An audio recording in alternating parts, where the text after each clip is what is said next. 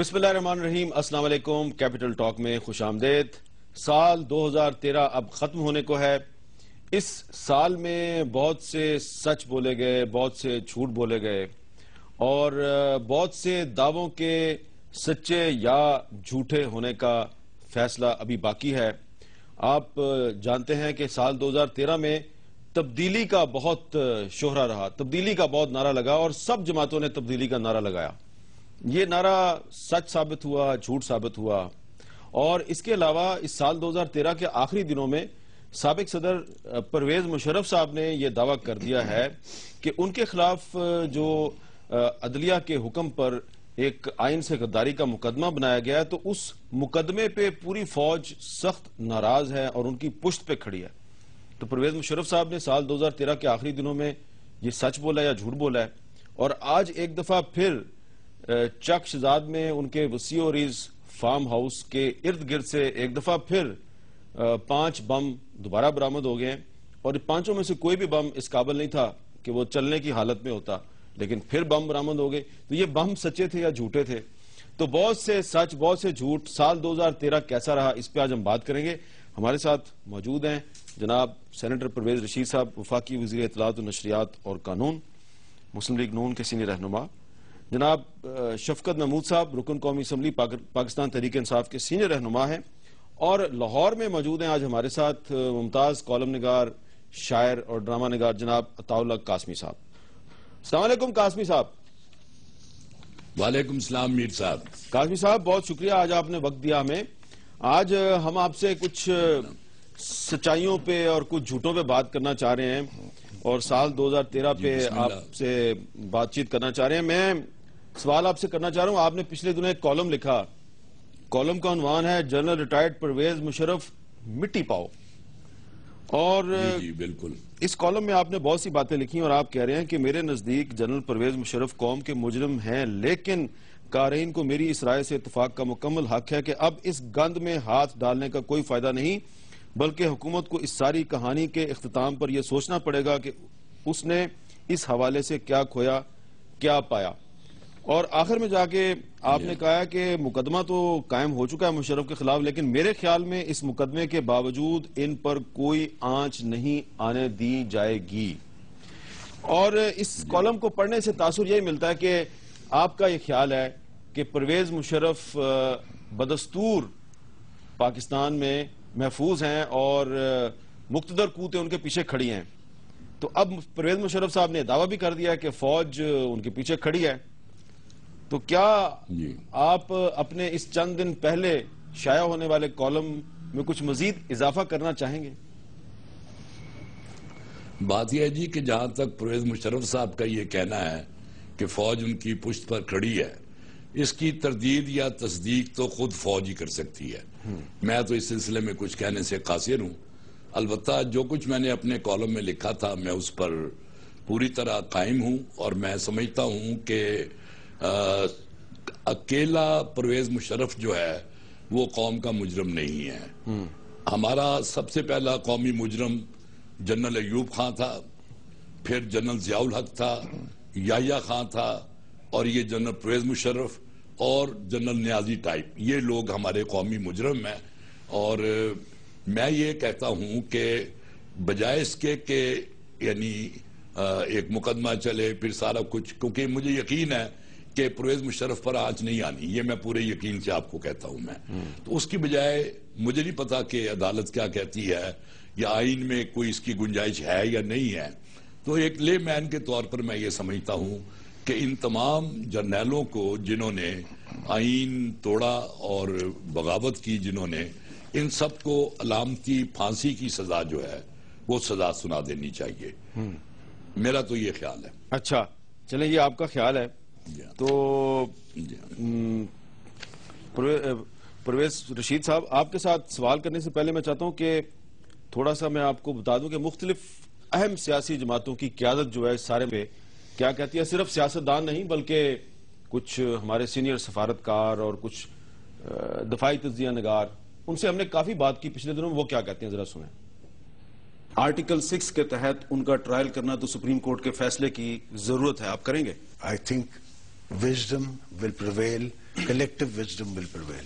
پرویز مشرف کے خلاف آرٹیکل 6 کے تحت ٹرائل شروع کرنے کا فیصلہ کیا ہے، اس پہ آپ کیا کہتے ہیں؟ ہم نے اس کی حمایت کی ہے. ان کے اوپر مقدمہ چلنا چاہیے. یہ ٹرائل بہت ضروری ہے ملک کے آئندہ کی ہسٹری کے لیے. مشرف کا ٹرائل جو ہے یہ پاکستان میں سٹیبلٹی پیدا کرے گا یا انسٹیبلٹی پیدا کرے گا؟ میں تو کہتا ہوں کہ اگر آپ لانگ ٹرم میں دیکھیں تو سٹیبلٹی ہوگی، شارٹ ٹرم میں انسٹیبلٹی ہوگی. اصولاً ان کا ٹرائل ہونا چاہیے.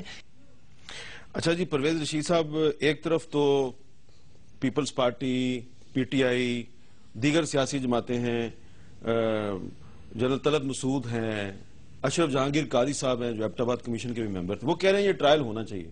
دوسری طرف ہمارے طاء قاسمی صاحب ہیں، وہ کہتے ہیں پرویز مشرف کو کوئی آنچ نہیں آئے گی. کون صحیح ثابت ہوگا؟ میر صاحب، میرے خیال ہے اب اس پہ بحث جو ہے وہ تو وقت گزر چکا ہوا ہے، اس لیے کہ ٹرائل شروع ہو چکا ہے، مقدمہ عدالت میں. اب ہم میں سے کوئی بھی اس پہ بولتے ہوئے اچھا نہیں لگتا.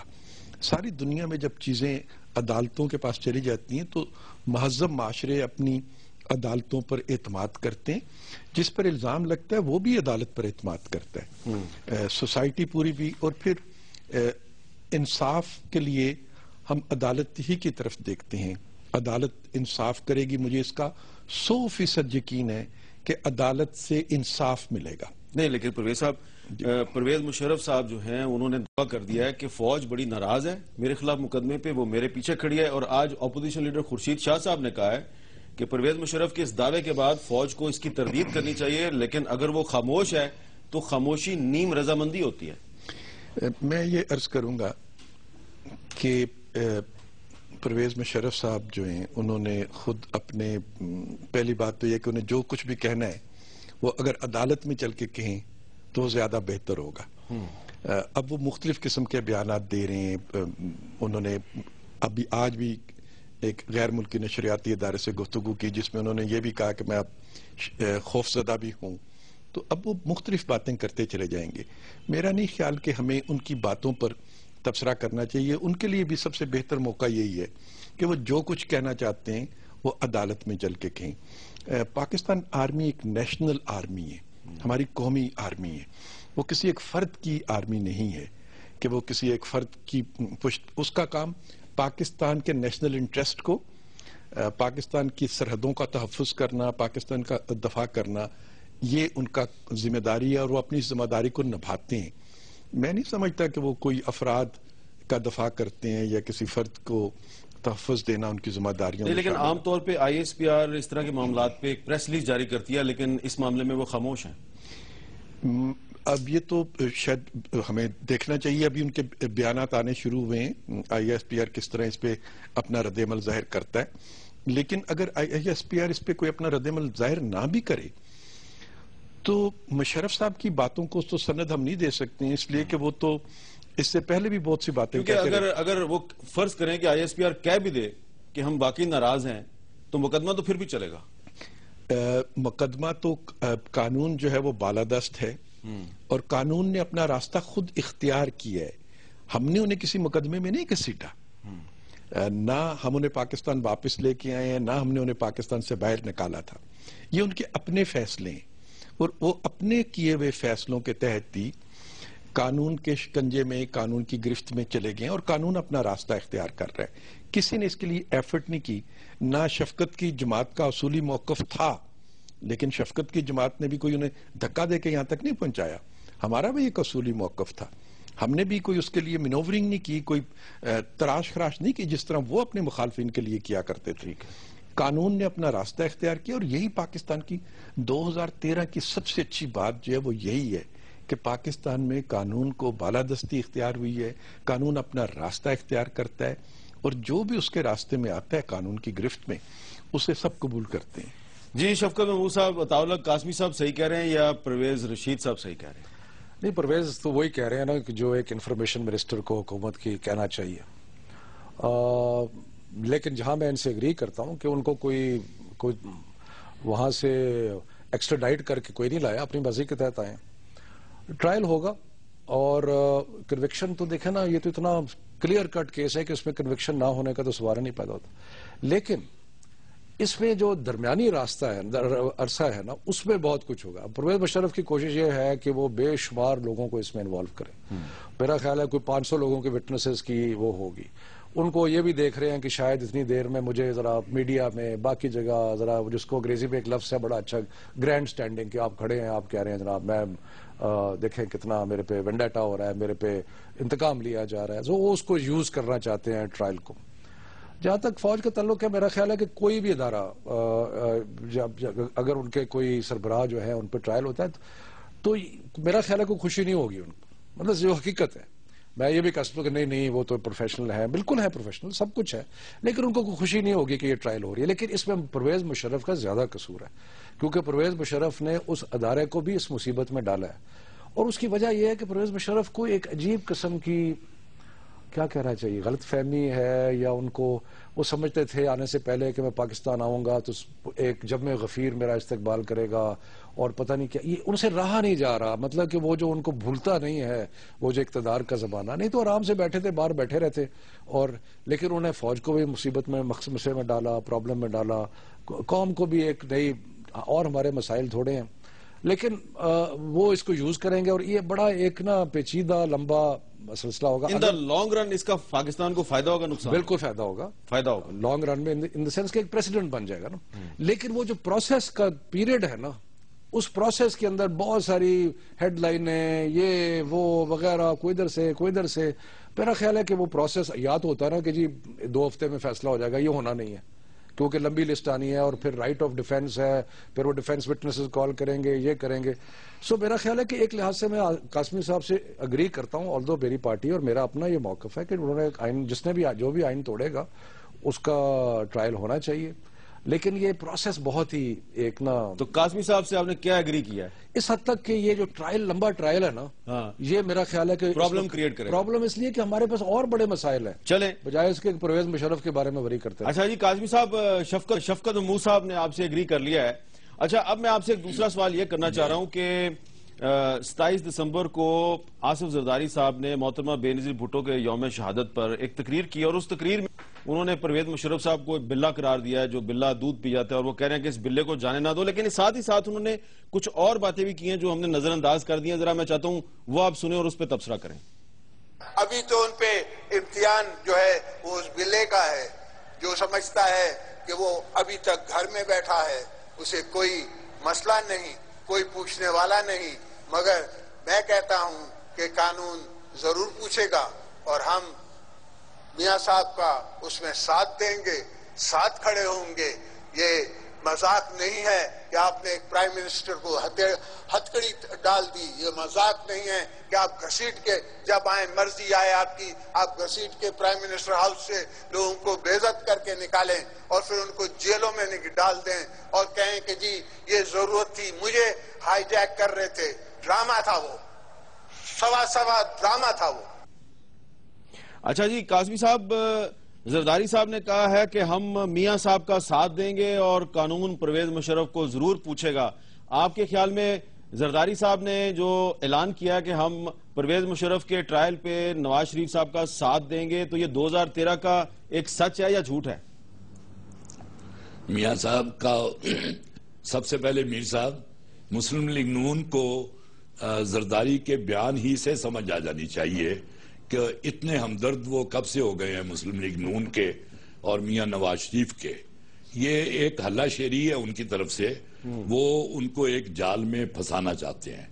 اور دوسری بات یہ ہے کہ یہ جو کہتے ہیں کہ ایک اصولی موقف ہے, وہ ایک دفعہ سرگودے سے میں آ رہا تھا تو سامنے سے 2 بسیں بالکل سیدھا ہماری طرف آ رہی تھی اور ڈرائیور بھی ادھر ہی جا رہا تھا. تو میں نے جب بالکل قریب پہنچ گئے تو میں نے ڈرائیور کو جھنجھوڑا اور اس کو لیفٹ ہینڈ کچے پہ اترنے پہ مجبور کیا. جب وہ گزر گئی بسیں ہمیں ہوش آیا کیونکہ ہم ڈر گئے تھے بہت زیادہ. ہم نے کہا یار تمہیں بسیں نظر آ رہی تھی سامنے سے دونوں؟ کہنا جی بالکل آ رہی تھی. میں نے کہا پھر تم ہٹے کیوں نہیں؟ کہنا جی اصولی بات تھی, میں صحیح جا رہا تھا وہ غلط تھے. تو میرے خیال میں ہر جگہ پہ یہ جو اصول ہے نا یہ نہیں چلتا. اچھا, تو اگر وہ اپنے اصول پہ عمل کرتا تو اس وقت میں یہاں آپ سے بیٹھ کے باتیں نہ کر رہا ہوتا. میں اچھا, تو میرے خیال میں یہ جتنے لوگ بھی مسلم لیگ کو یہ ہلہ شیری دے رہے ہیں, مسلم لیگ کو سمجھنا چاہیے کہ جو مشورہ دے رہا ہے وہ کون ہے. یہ میرے خیال میں، یعنی میں تو سیاستدان نہیں ہوں، لیکن مسلم لیگ میں ایک سے ایک بڑھ کے اچھا آپ نے اپنا جو کالم ہے پرویز مشرف مٹی پاؤ، اس کے آخر میں آپ نے لکھا ہے کہ کاش پرویز مشرف پہ مقدمہ چلانے کی بجائے مٹی پاؤ کے اصول نہیں بلکہ بے اصولی پر مبنی مقولے سے کام لیا جاتا، قوم اس بے اصولی کو بھی دوسری بے اصولیوں کی طرح قبول کر لیتی. تو قاسمی صاحب، آپ مسلم لیگ نون بے اصولی کا مشورہ دے رہے ہیں. وہ میں نے ڈرائیور کو بھی بے اصولی کا ہی مشورہ دیا تھا.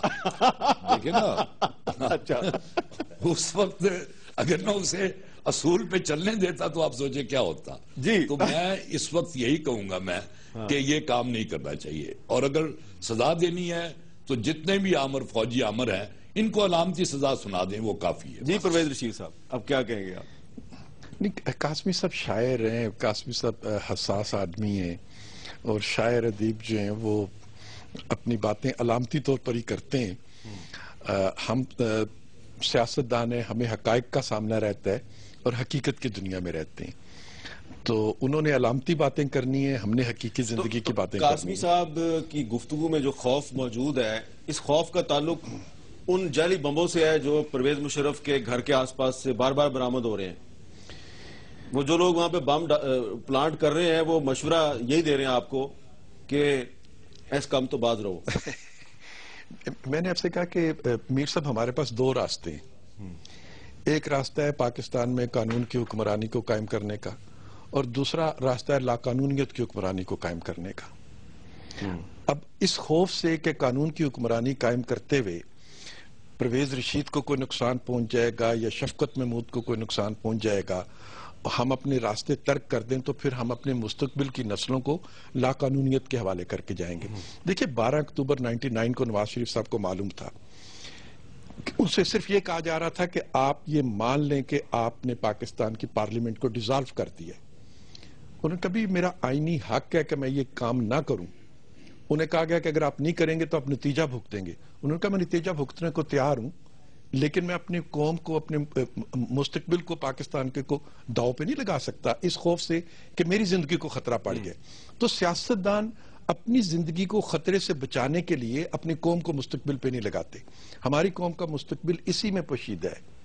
ہمیں تحفظ اسی میں ہے کہ قانون کی حکمرانی کو قائم کیا جائے، خواہ اس کے راستے میں کوئی بھی آ جائے اور اس کے کوئی بھی نتائج کسی کو بھگتنے پڑتے ہیں، ہمیں اس کو بھگتنے کے لیے تیار رہنا چاہیے. اچھا شفقت محمود صاحب، چند مہینے پہلے ایک پروسیکیوٹر جنرل جو ہے اس نے بڑی جدوجہد کے بعد بے نظیر بھٹو صاحبہ کے مقدمہ قتل میں مشرف صاحب کا وارنٹ گرفتاری جاری کروایا اور ان کو گرفتار کروایا.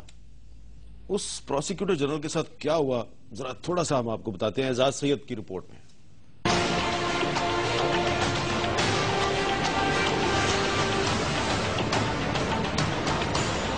ایم آئی کے لوگ ہیں کچھ اور آئی ایس آئی کے لوگ ہیں جو جن کا انہوں نے بتایا ہے، ابھی کورٹ میں بھی بتایا، تو اس کی روشنی میں آئندہ ان لوگوں کو بھی شامل تفتیش کیا جائے. چودھری ذوالفقار نے ایف آئی اے کی طرف سے بینظیر بھٹو کے قتل کا مقدمہ لڑا اور سابق صدر پرویز مشرف کی گرفتاری میں اہم کردار ادا کیا. اس دوران وہ گاہے بگاہے نامعلوم افراد کی طرف سے ملنے والی دھمکیوں کا ذکر بھی کرتے رہے، لیکن سبھی حلقے سنی انسنی کرتے رہے اور رواں سال 3 جولائی کو انہیں ان کے گھر سے نکلتے ہوئے قتل کر دیا گیا. چودھری ذوالفقار اپنے گھر سے چند قدم دور G9 مرکز اسلام آباد کے اس مقام پر پہنچے ہی تھے کہ نامعلوم افراد نے انہیں گولیوں کا نشانہ بنا ڈالا.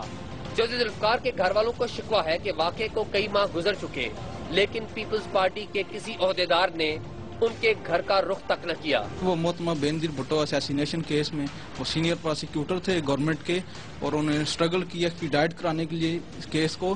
وہ اسی میں شہید بھی ہوئے، لیکن گورنمنٹ جو پیپلز پارٹی کی گورنمنٹ تھی، جو ان کا کوئی ایک لیڈر بھی آج تک نہیں آیا افسوس کرنے کے لیے، اور نہ ہی کوئی موجودہ گورنمنٹ کا کوئی بندہ یہ نہیں آیا. پولیس کا کہنا ہے کہ چودھری ذوالفقار کے قاتل پکڑے جا چکے ہیں، لیکن ورثاء کہتے ہیں کہ قاتلوں کو سزا ملنے تک انہیں قرار نہیں. کیمرامین خلیق احمد اور محمد یوسف کے ساتھ اعزاز سید، کیپٹل ٹاک، اسلام آباد. اچھا جی، اعزاز سید کی جو رپورٹ ہے اس میں تو جو نتیجہ نکلتا ہے وہ نتیجہ یہ کہہ رہا ہے کہ قاسمی صاحب صحیح کہہ رہے ہیں، لیکن پرویز رشید صاحب یہ کہہ رہے ہیں کہ اگر قانون کی بالادستی کے لیے کسی لیڈر کو کوئی نقصان ہوتا بھی ہے، حکومت چلی بھی جاتی ہے تو کوئی بات نہیں، اب آپ بتائیں آپ کس کے ساتھ ہیں؟ دیکھیں میں پھر وہی کہوں گا کہ پرویز رشید صاحب جو بات کر رہے ہیں اس کے علاوہ اور بات کی نہیں جا سکتی ایک انفارمیشن منسٹر اور ایک حکومتی نمائندے. آپ ایک سیاسی کارکن کے طور پر بتائیں. میرا خیال ہے کہ میرا تھوڑا سا نقطہ نظر مختلف ہے. میں یہ سمجھتا ہوں کہ اور اس رپورٹ میں کچھ امپلیکیشن جو ہے وہ مجھے صحیح طرح سمجھ نہیں آئی, کیونکہ ہم تو یہ سمجھتے تھے کہ طالبان میں سے جو لوگ اس میں انوالوڈ ہیں انہوں نے ذوالفقار صاحب نہیں, ہمیشہ طالبان کے لوگ ہی استعمال ہوتے ہیں. ہاں, لیکن اب مجھے نہیں پتا کہ اس پہ کون استعمال ہوا اور کس وجہ سے ہوا اور کیسے ہوا, کیونکہ میں اگر ایک ایسی امپلیکیشن کی طرف جاؤں گا تو وہ میں تصور بھی نہیں کرنا چاہتا. لیکن عرض یہ ہے کہ میرا تو نقطہ نظر صرف یہ ہے کہ قوم کو آپ دیکھیں نا, ہمارے غربت کے مسائل ہیں, معاشی پرابلمز ہیں, ٹیررزم کا مسئلہ ہے. اب اس میں ان ساری چیزوں کو چھوڑ کے ہم ایک ایسے شخص کے جو چاہتا ہے کہ میری پبلسٹی ہو, جو چاہتا ہے کہ وہ میڈیا میں آئے, وہ کرے, اور سب کو اس نے مجھے یقین ہے کہ ان کی پرویز رشید صاحب کی حکومت بھی بہت ان کی خواہش تھی کہ وہ چلے جائیں. وہ ایک دفعہ باتیں بھی ہوئیں کہ جی والدہ بیمار ہے, جانے والے ہیں, کہ انہوں نے ایک ڈسٹریکشن ہے قوم کے لیے. تو ادروائز جہاں تک اصول کی بات ہے اس سے تو کوئی دو رائے ہو نہیں سکتی. اور میں ایک ضرور کہوں گا کہ قاسمی صاحب علامتی بات نہیں کر رہے ہیں, وہ حقیقی بات کر رہے ہیں, لیکن شاید تھوڑا سا ذرا زیادہ کہہ رہے ہیں. لیکن میرا خیال ہے کہ اگر ہم اپنے اصل مسائل جو ہیں ان کی طرف آ جائیں اور اس پرویز مشرف صاحب کو اس گمنامی میں جانے دیں جہاں ان کو جانا چاہیے. میر صاحب, آپ کو سب کوئی اگر میرے گھر کی چھت ٹپک رہی ہے اور بچے نے اسکول بھی جانا ہے تو میں گھر کے چھت کا ٹپکنا بھی بند کروں گا, میں بچے کو اسکول بھی چھوڑ کے آؤں گا, باورچی خانے کے لیے کچھ سودا لے کے آنا ہے تو وہ بھی خرید کے لاؤں گا. یہ نہیں آپ کہہ سکتے کہ اچھا چونکہ میں نے بچے کو اسکول چھوڑنے جانا ہے تو اب گھر کی چھت ٹپکتی ہے تو ٹپکتی رہے. آپ کو ساری ذمہ داریاں پوری کرنی ہوتی ہیں اور ہم بھی ساری ذمہ داریاں پوری کر رہے ہیں. مقدمے کے بارے میں اب ہم نے کچھ نہیں کرنا, اس میں وہ عدالت جانے, عدالت کا کام جانے, وکلا جانے. ہم اپنے کاموں کی طرف مصروف ہیں. آج بھی وزیر اعظم سارا دن ایف بی آر کے ساتھ میٹنگ کرتے رہے ہیں. آج بھی انہوں نے لا اینڈ آرڈر کے بارے میں میٹنگز کی ہیں, دہشت گردوں کو سزائیں دینے کے لیے قوانین کے بارے میں میٹنگز کی ہیں. کل وہ کراچی میں تھے آپ کے علم میں, اس سے پہلے وہ غیر ملکی مہمانوں کے ساتھ مصروف تھے. ہم ایک منٹ بھی اس مقدمے پر حکومت کا تو صرف نہیں ہو رہا. آپ نہیں کرنی ہے, آپ پروسیکیوشن وکیل کرتے رہیں گے جی, ان کی ذمہ داری ہے, وہ جانے, عدالت جانے. ہماری پوری توجہ انہی چیزوں کی جانب ہے جن کی طرف شفقت اشارہ کرتے ہیں. ٹھیک ہے جی, ہماری انفارمیشن یہ ہے کہ 1 جنوری 2014 کے پہلے دن پرویز مشرف صاحب کو حکومت عدالت میں لے کے آئے گی اور کوشش کرے گی کہ جتنے بھی بم راستے میں لگائے جائیں گے ان کو صاف کر دیا جائے گا. ایک وقفے کے بعد دوبارہ ملتے ہیں.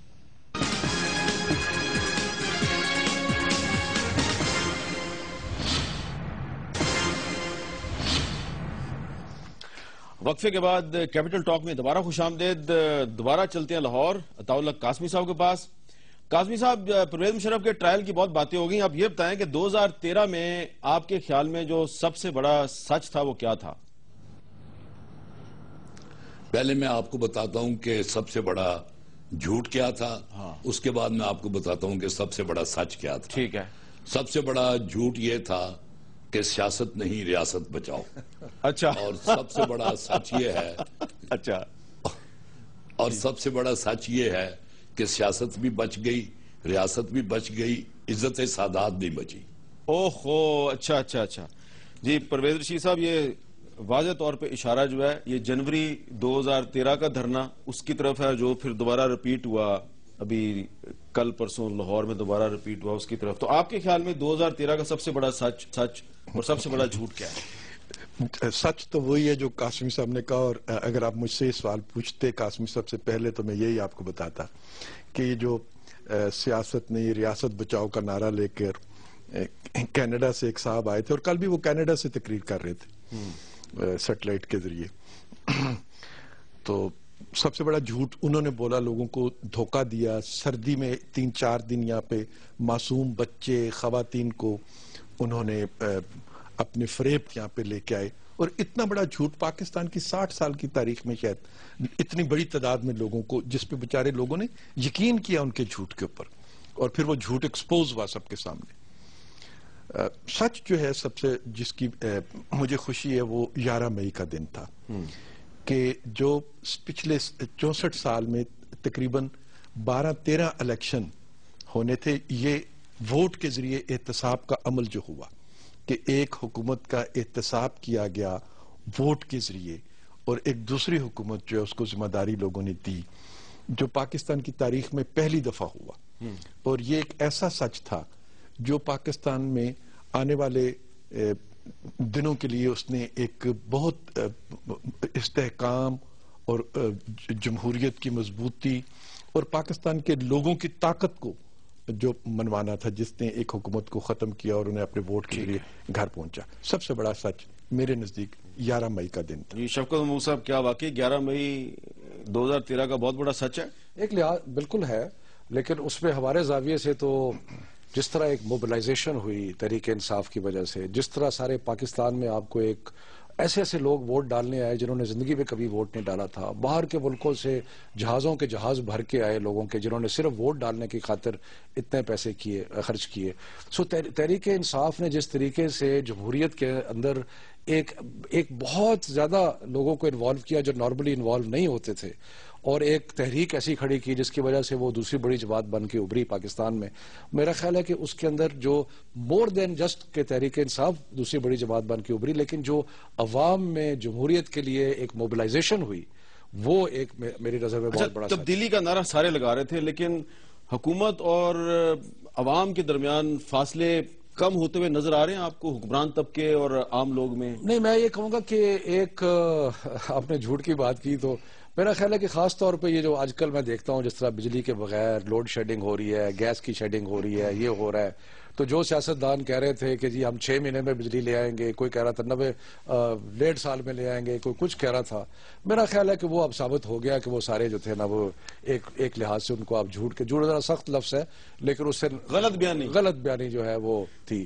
اچھا، ہم چاہ رہے ہیں کہ آپ کو تھوڑی سی اچھی خبریں بھی دیں نا ساتھ میں، تو یہ بات تو درست ہے کہ تبدیلی جو ہے وہ 6 مہینے میں نہیں آ سکتی، لیکن کہیں کہیں کچھ نہ کچھ ہلکی پھلکی تبدیلی ضرور آئی ہے، اور ایک جگہ ایسی ہم نے تلاش کی ہے راولپنڈی میں جہاں پہ جو حکمران طبقہ ہے وہ اور جو عام لوگ ہیں وہ ایک ہی جگہ پہ علاج کرواتے ہیں، ایک ہی ڈاکٹر ایک غریب خاتون کا مفت آپریشن کرتا ہے، اور وہی ڈاکٹر جو ہے وہ وزیر خزانہ کا یا سابق وزیر اعظم ظفر اللہ جمالی کا بھی اسی جگہ پہ اسی آپریشن تھیٹر میں ان کا بھی علاج کر رہا ہوتا ہے۔ تو ایک رپورٹ آپ کو دکھاتے ہیں سبوک سید صاحب کی۔ راولپنڈی کے راول روڈ پر 60 کنال اراضی پر واقع یہ خوبصورت اور عالیشان عمارت راولپنڈی ادارہ امراض قلب کی ہے، جس کا سنگ بنیاد 2009 میں رکھا گیا اور مارچ 2013 میں اس اسپتال نے مکمل طور پر کام شروع کر دیا۔ اسپتال میں غریب اور نادار مریضوں کا علاج مفت کیا جاتا ہے۔ میں تقریباً 4-5 ماہ سے یہاں علاج فری کاسٹ ہی کرا رہا ہوں، اور 2 انجیوگرافیاں بھی ہوئی ہیں، آج یہ اسٹینڈ بھی ڈالے۔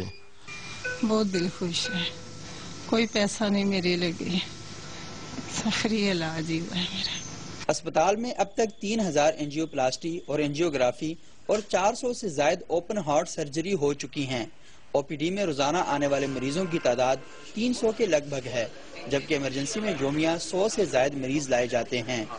اسپتال میں 48 بستروں پر مشتمل پاکستان میں امراض قلب کی سب سے بڑی فری ایمرجنسی قائم کی گئی ہے۔ اس علاقے میں یہ پہلا گورنمنٹ کا دل کا اسپتال بنا ہے، ایک آرمی کا اسپتال ہے، arm forces institute of cardiology اور national institute of heart diseases, لیکن ایک جو ہے وہ اس میں آرمی کی ضروریات کو پورا کرتا ہے پلس فیڈرل گورنمنٹ کی ضروریات کو پورا کرتا ہے، لیکن باقی جنرل پبلک کے لیے وہ نہیں تھا، اور وہاں پہ مجبوراً لوگوں کو جانا پڑتا، اس پہ رش بہت زیادہ ہوتا تھا، اس رش کو کم کرنے کی ضرورت تھی، ہم ان کا رش شیئر کر رہے ہیں اور الحمدللہ ہمارے یہاں بھی رش بہت زیادہ ہو گیا۔ اسپتال کا تحقیقاتی مرکز اور آن لائن انفارمیشن سینٹر اسے دوسرے امراض دل کے اسپتالوں سے ممتاز کرتا ہے۔ ایک تو اسٹینڈ کی لوکل ڈیولپ جو مینوفیکچرنگ ہے، اس میں ہمارا ہاسپٹل جو ہے وہ نیسکوم کے ساتھ کولیبریٹ کر رہا ہے۔ ہر 3 ماہ بعد اسپتال میں غیر ملکی ڈاکٹرز آپریشن کے لیے آتے ہیں۔ برطانوی شہزادی لیڈی ڈیانا کے دوست ڈاکٹر حسنات نے بھی IRC میں کامیاب آپریشن کیے۔ میں پاکستان آ کے جوائن یور یونٹ، تو وہاں سے لانگ ٹرم لیو میں نے اپلائی کی ہوئی ہے، تو انشاءاللہ دیکھیں۔ اسپتال امراض قلب کے حوالے سے لٹریچر کی تیاری کے علاوہ دل کی پیوندکاری کے لیے پاکستان کے پہلے مرکز کے قیام پر بھی کام کر رہا ہے۔ پبلک سیکٹر میں اس طرز کے اسپتال پاکستان میں صحت کے شعبے کے لیے خوش آئند خبر ہیں۔ کیمرامین عبدالسلام سمرو کے ساتھ سبوق سید، کیپٹل ٹاک، راولپنڈی۔ تو یہ ایک ایسا ہسپتال جہاں پہ میڈ ان پاکستان سٹنٹ لوگوں کے دلوں میں ڈالے جاتے ہیں، جہاں پہ کہ برطانیہ کے مشہور ڈاکٹر حسنات بھی آ کے آپریشن کرتے ہیں، اور جہاں پہ وزیر خزانہ اسحاق ڈار بھی جاتے ہیں، اور وہاں پہ غریب لوگ بھی جاتے ہیں۔ تو ایک پازیٹیو ڈیولپمنٹ تھی، ہم نے کہا آپ کو اچھی خبر بھی سنا دیں۔ ایک وقفے کے بعد دوبارہ ملتے ہیں۔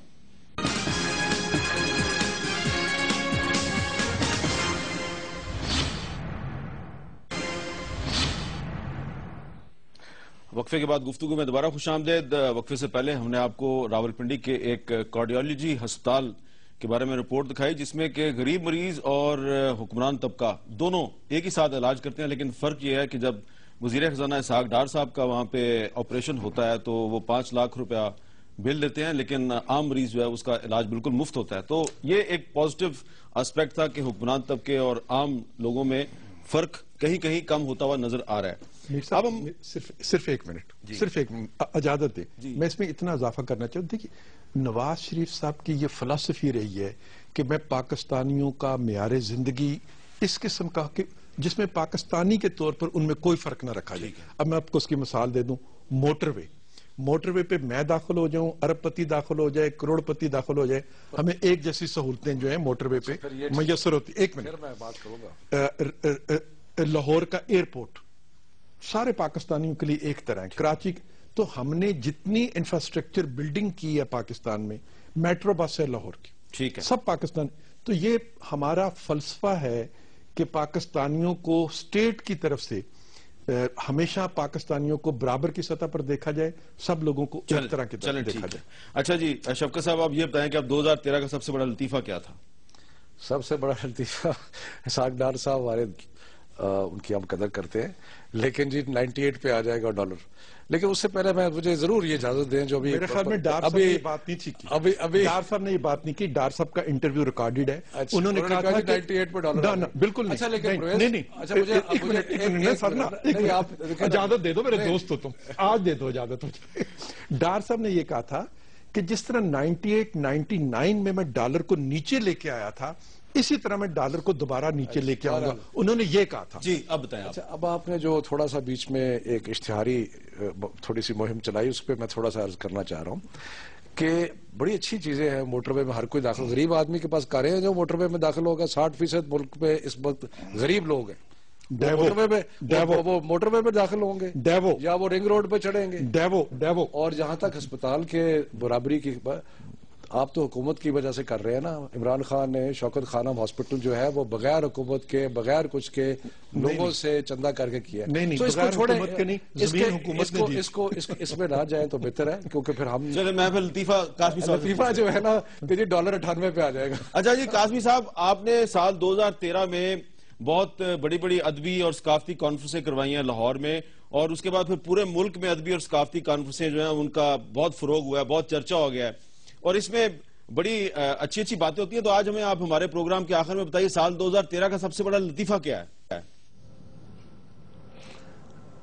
مجھے تو لگتا ہے سب سے بڑا لطیفہ آصف علی زرداری کا وہی بیان ہے جو آپ نے ابھی سنایا تھا۔ اچھا بلّہ جو ہے اچھا کہ یہ بات دیکھیں کون کہہ رہا ہے اور کس طرح یہ چاہ رہا ہے کہ حکومت جو ہے یہ کام نہ کر سکے، اور پہلے بھی 2 دفعہ میاں صاحب کو کام کرنے سے روکا گیا تھا، اور ان کے جتنے بڑے بڑے منصوبے تھے وہ سارے کے سارے یعنی ادھورے رہ گئے، اور اب کچھ لوگ چاہتے ہیں کہ ایک دفعہ پھر ویسے ہی ہو۔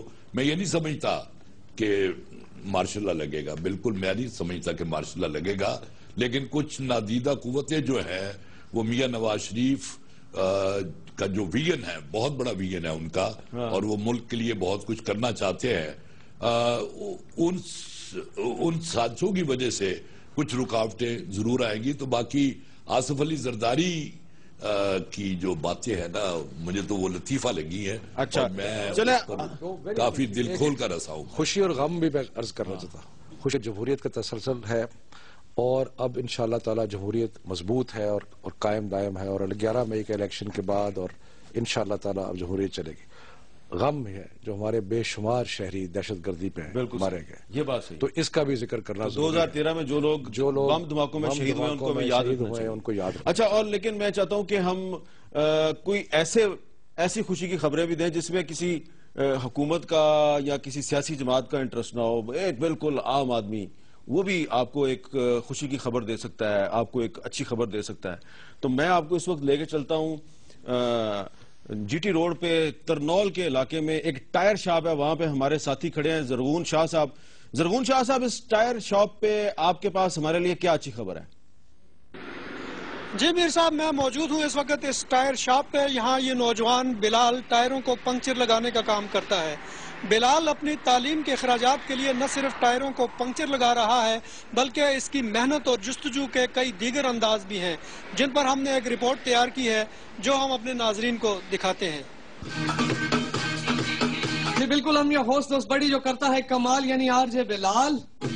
اسلم ذرا گوٹی راڈ پکڑا دے اور وہ گاڑی کا ٹائر کھول دے. Sir we will calculate area of circle using pi r square and it circumference by 2 pi r. Bilal کے ہونٹ کہیں پنکچر شاپ, کہیں ریڈیو کے اسٹوڈیو, کہیں کلاس روم میں ہلتے ہیں تو اس کا عزت و خودداری سے جینے اور ہمت و جرت سے آگے بڑھنے کا حوصلہ اور بھی بڑھ جاتا ہے. ابو جی نئے ٹائر ٹیوب منگوا لے. تنگ دست باپ نے ایک بار کہا, بیٹا تجھے پڑھانا مشکل ہو گیا ہے, تو بلال نے بے دھڑک اپنا دست ہنر پیش کر دیا. بلال کے لیے وقت پانی کا کوئی بلبلہ نہیں, اس کے لیے ہر لمحہ شمع تقدیر جلانے کی ایک نایاب گھڑی ہے. وہ ہمت کے اوزاروں سے حالات کے شکستہ ٹائروں کو امید کے پیوند لگا کر کامیابیوں کی شاہراہ دکھا رہا ہے. بلال جیسا بیٹا اللہ تعالیٰ ہر آدمی نو دے. میرے لیے اب یہ کام ایک چھوٹا سا کھیل بن گیا جہاں سے مجھے جو ہے ابو پے دیتے ہیں باقاعدہ جس طرح عام لڑکے کی پے ہوتی ہے. رزق و روزی کی تلاش اور علم و آگہی کی پیاس بلال کو ریڈیو بھی لے آئی. کچھ دیر قبل سڑک کنارے پنکچر لگانے والا بلال اب ایف ایم کا آرجے ہے. آلرائٹ لسنر, کالر کی طرف بڑھتے ہیں, دیکھتے ہیں کون ہے ہمارے ساتھ. السلام علیکم. اس کے ہاتھ پینل پہ ہیں تو ہونٹ سننے والوں کی خواہشوں کے احترام میں حاضر. گھر آ جا ماہی پھر نہ جا ماہی تیرے ترلے پاواں. وہ صرف پنکچر لگانے والا اور ایف ایم کا آرجے ہی نہیں, ایک ابھرتا ہوا گلوکار بھی ہے. بیتے لمحے کیوں مجھے ستائے, یادیں تیری کیوں مجھ کو پائے,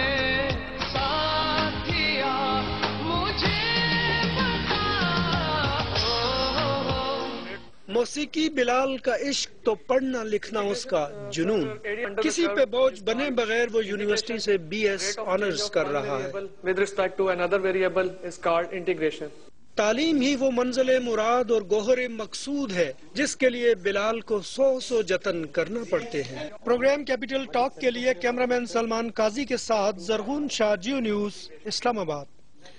تو یہ ہم نے آپ کی بلال کے بارے میں ایک رپورٹ دکھائی آپ کو. پرویز رشید صاحب, اس بلال کو سامنے رکھ کے تعلیم آ رہی ہے آپ نے بلال کے لیے تعلیم. بالکل بلال کو سامنے رکھ کے 2014 آپ کو پاکستان کے لیے کیسا نظر آ رہا ہے؟ دیکھیں 2014 پاکستان کے لیے کامیابیوں کا سال ہوگا. ان 6 مہینوں میں جن چیزوں کی بنیاد ہم نے رکھی ہے اور پاکستان کی معیشت کا رخ جس طرف موڑا ہے, آپ یقین کر لیں کہ 2013 سے 2014 بہتر ہوگا اور 2014 سے 2015 بہتر ہوگا. پاکستان اس دلدل سے نکل جائے گا جس میں آمریتوں نے پاکستان کو پھنسایا تھا. جی شفقت صاحب, 2014 اللہ کرے کہ جس دلدل مہنگائی کے دلدل میں حکومت نے پھنسایا لوگوں کو, جس طرح لوگوں کی خودکشیاں کر رہے ہیں, زندگی اجیرن ہو رہی ہے, لوڈ شیڈنگ اور گیس شیڈنگ, لوگوں کو چولہے ٹھنڈے ہو گئے ہیں. اللہ کرے کہ یہ 2014 میں چولہے بھی جلائیں, لوڈ شیڈنگ بھی ختم کریں اور مہنگائی سے لوگوں کی جان چھڑائیں. ویسے لگتا نہیں ہے کہ یہ کر سکیں گے. اللہ کرے ایسا ہو جائے. اللہ کرے. بہت بہت شکریہ شفقت محمود صاحب, پرویز رشید صاحب, عطاء اللہ کاظمی صاحب, آپ کا بہت بہت شکریہ. اور آخر میں ہم نے آپ کو ایک نوجوان, ایک انتہائی محنتی, ذہین, باصلاحیت نوجوان بلال کے بارے میں آپ کو ایک رپورٹ دکھائی ہے. اور بلال ٹائروں کو پنکچر لگاتا ہے, یونیورسٹی جا کے پڑھتا بھی ہے اور ایک بہت اچھا گلوکار بھی ہے. اور اگر وہ اپنی محنت سے, اپنے زور بازو سے اپنی تقدیر بدل سکتا ہے تو آپ اپنی تقدیر کیوں نہیں بدل سکتے؟ ضروری نہیں کہ آپ کی تقدیر صرف حکومت بدلے, آپ اپنی تقدیر بلال کی طرح اپنے ہاتھوں سے بھی بدل سکتے ہیں. امید کرنی چاہیے کہ 2014 پاکستان کے لیے روشنیوں کا اور امیدوں کا سال ہوگا. مجھے دیجیے اجازت, اللہ حافظ.